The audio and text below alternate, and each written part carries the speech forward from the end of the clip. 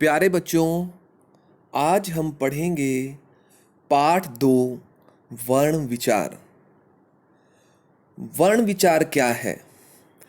वर्णों का शुद्ध लेखन, वर्णों का शुद्ध उच्चारण तथा वर्णों का शुद्ध प्रयोग का ज्ञान प्राप्त करना वर्ण विचार कहलाता है।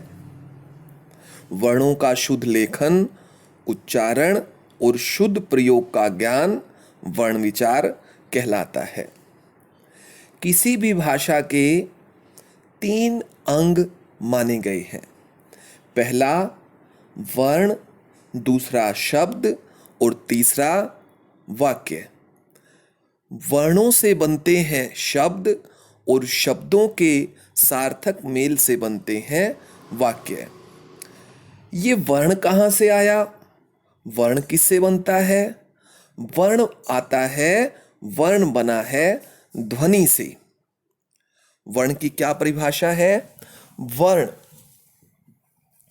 भाषा की सबसे छोटी इकाई या भाषा की सबसे छोटी लिखित इकाई को हम वर्ण कहते हैं। वर्ण के मुख्य रूप से 2 भेद माने गए हैं। पहला है स्वर और दूसरा है व्यंजन। जिन वर्णों का प्रयोग बिना किसी अन्य वर्ण की सहायता से किया जाता है उसे कहते हैं स्वर। हिंदी में 11 स्वर हैं। व्यंजन जिन वर्णों का प्रयोग स्वरों की सहायता से किया जाता है उसे कहते हैं व्यंजन वर्ण। 33 व्यंजन हिंदी में माने गए हैं। इसके बाद हमारे पास प्रश्न आता है स्वरों के भेद। स्वरों के 3 भेद हैं: ह्रस्व स्वर, दीर्घ स्वर, प्लुत स्वर। जिन स्वरों के उच्चारण में एक मात्रा का या कम समय लगता है ह्रस्व स्वर कहलाते हैं। जिन स्वरों के उच्चारण में 2 मात्रा का समय लगता है वह दीर्घ स्वर कहलाते हैं। जिन स्वरों के उच्चारण में 2 से अधिक मात्राओं का समय लगता है वे प्लुत स्वर कहलाते हैं। एक प्रश्न हमारे पास आता है, वर्णमाला क्या है? वर्णमाला वर्णों के व्यवस्थित समूह को, वर्णों के व्यवस्थित और क्रमबद्ध समूह को वर्णमाला कहा जाता है। स्वर और वर्णमाला के बाद अब पढ़ते हैं व्यंजन वर्ण। व्यंजन किसे कहते हैं? मैंने अभी आपको बताया कि जो वर्ण स्वरों की सहायता से बोले जाते हैं वे व्यंजन वर्ण कहलाते हैं। व्यंजन वर्ण कहलाते हैं। व्यंजन वर्णों के भी प्रकार बताए गए हैं, जैसे स्पर्श व्यंजन। अब हम जानते हैं व्यंजन के बारे में। व्यंजन स्वरों की सहायता से बोले जाते हैं। उच्चारण स्थान के आधार पर व्यंजन को मुख्य रूप से 3 भागों में बांटा गया है: स्पर्श, अंतस्थ और ऊष्म व्यंजन। स्पर्श व्यंजन जिन अक्षरों अथवा वर्णों का उच्चारण के समय जीभ मुख के विभिन्न भागों जैसे कंठ, तालु, मूर्धा, दंत और ओष्ठ को स्पर्श करती है उन्हें स्पर्श व्यंजन कहते हैं। स्पर्श व्यंजनों में 27 वर्ण आते हैं। इन्हें 5 वर्गों में बांटा जा सकता है, जैसे क्वर्ग, च्वर्ग, ट्वर्ग, त्वर्ग, पवर्ग।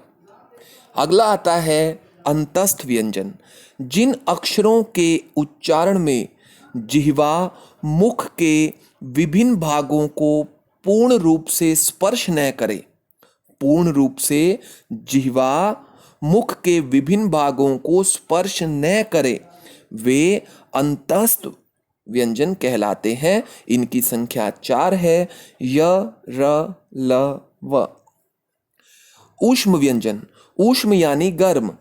जिन वर्णों के उच्चारण में मुंह से रगड़ खाकर हवा बाहर निकलती है, जिससे हल्की सीटी की सी आवाज आती है और गर्मी पैदा होती है, उन वर्णों को ऊष्म वर्ण कहा जाता है। इनकी संख्या 4 है, श, श, स, ह। ये 4 ऊष्म व्यंजन कहलाते हैं। इसके बाद प्रश्न आता है अयोगवाह। अयोगवाह का अर्थ है वे वर्ण जो व्यंजनों के साथ जुड़कर वहन नहीं होते। वे वर्ण जो व्यंजनों के साथ जुड़कर वहन नहीं होते, अयोगवाह कहलाते हैं। अयोगवाह में सबसे पहला आता है अनुनासिक। जिन स्वरों का उच्चारण मुख व नाक दोनों से किया जाता है, उसे अनुनासिक स्वर कहते हैं। इसका चिन्ह चंद्र बिंदु होता है। अनुस्वार, अ को अनुस्वार कहते हैं। अंग को अनुस्वार कहा जाता है। अपने ही वर्ग के किसी व्यंजन से पहले हलंत रूप में आने पर इनके स्थान पर हिंदी में बिंदी का प्रयोग किया जाता है। इसके पश्चात आता है विसर्ग। इसका उच्चारण ह के समान किया जाता है। इसका चिन्ह दो बिंदी लगाकर दिखाया जाता है। जैसे हम लिखते हैं प्रायः, अतः आदि। हिंदी में इसका प्रयोग संस्कृत निष्ठ शब्दों के साथ ही किया जाता है। जैसे मैंने अभी आपको बताया, प्रायः, अतः इत्यादि। तो आज हमने पढ़ा हिंदी वर्णमाला के बारे में। आप पुनः एक बार इसका दोहरान करेंगे। हिंदी वर्णमाला के वर्णों को लिखकर अभ्यास करेंगे। शुभकामनाएं आप सभी बच्चों को।